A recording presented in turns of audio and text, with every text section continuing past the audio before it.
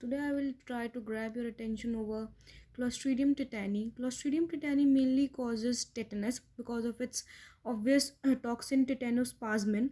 It has two toxins basically, tetanospasmin and tetanolysin, but lysin is not of that much importance, or it has no role in pathogenesis of tetanus. Main role is of tetanospasmin.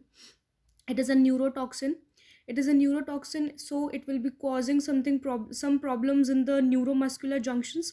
So it attacks over acetylcholine, means on the presynaptic part of a neuromuscular junction. It is the sole reason for opisthotonous posture and locked jaw conditions in tetanus. For tetanus, we try tetanus is caused mainly by when we get pricked or bruised or cut by sharp objects like knife, or maybe something rusted pins, or any rusted object can also be a source of tetanus. Clostridium tetani, as Clostridium tetani grows in anaerobic condition. Whenever we get any bruise or any cut with sharp object, we try to clear it off and bandage it off. We try not to make any anaerobic conditions over there, because presence of anaerobic conditions will grow amount of bacteria, Clostridium tetani itself, there.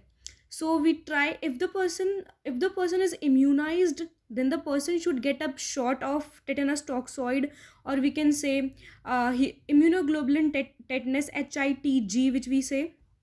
We sometimes, or many times, we don't favor antiserums for tetanus, because it can show hypersensitive reactions. And if the person is not immunized, he needs to be immunized by active immunization. This immunization is done when a child is born. It gives immunization for a course time for 10 to 20 years. There are three doses are given. Between first and second dose, there is gap for 4 to 6 weeks, and next dose after 6 months or so. And it gives immunization for 10 years or 15 years, we can say. Combined immunization can be given. Combined immunization suggests with active immunization plus dosages. Booster dosages means plus booster shots of tetanus. Tetanus is generally given in an arm. Arm tetanus is given, and hence we can prevent tetanus many of a times. But when tetanus or Clostridium tetani has entered the body, then we cannot do anything apart from preventing the disease to happen. But prevention is not any more could be happened now, as of the bacteria has already entered the body.